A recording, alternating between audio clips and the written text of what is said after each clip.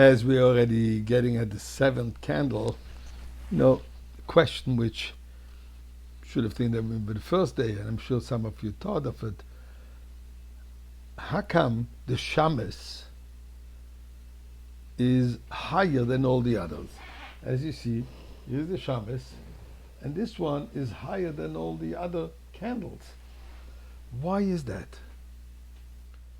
But before I give you the answer, let us say some Tehillim, chapter 100. Let us give some tzedakah and try to understand the idea.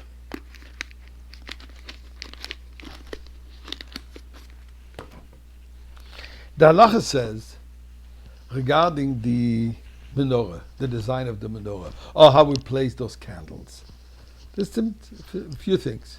That they all have to be on the same line.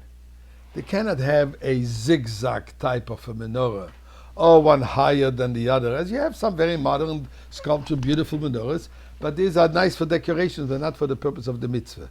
They really have to be same line in height, as well also in the placing.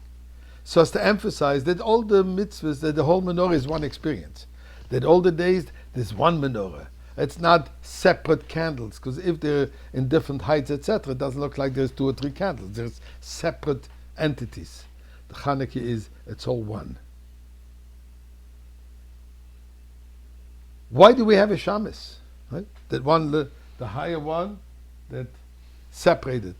Why do we have a shamus? So the reason for the shamus is halachically, because as we say in the prayer, that we say after the lighting the Menorah Salolu, we say ve'ein lanu reshus lishtamish bohem. We have no permission to have any use of it.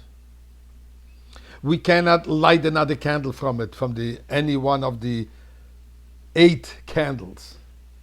We cannot use it as lighting up the room, to read something from it.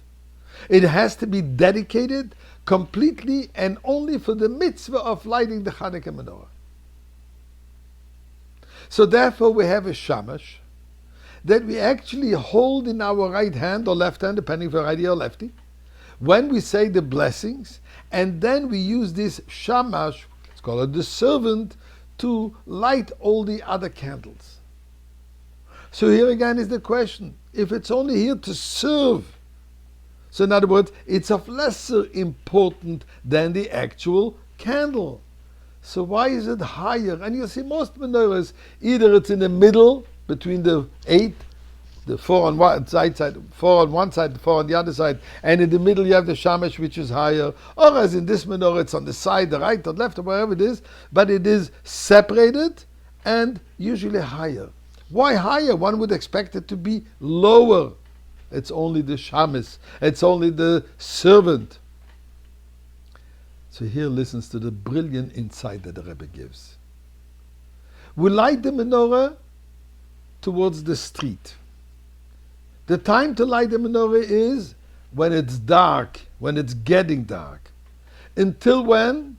Ad tichl ragnet the tamido, as the Gemara says. As long as the last individuals still walk in the street. Meaning what? As long as there are some individuals still lost in the darkness of the street.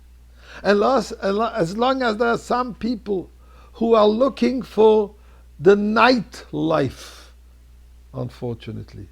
For looking for life in night, in darkness, in negativity.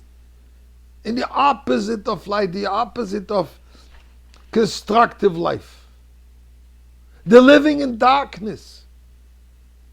We have an obligation to go out and bring the message of Hanukkah, the message of light, of warmth, of beauty, of purity, of godliness, of holiness to them. That's the work of the shamus. Says the Rebbe, although he's only a shamus, but ultimately this little candle is what lights up the whole world. And therefore it is superior. What a beautiful message. Are you surprised that the Rebbe's Shluchim and others, many, have distributed this year millions of Chanukiot around the world? have gone to the furthest places of the corner of the globe to find a Jew to light within the candle. That's our task, and that's the task of Mashiach. And that's the light of the Gula, which is, God willing, going to start shining today.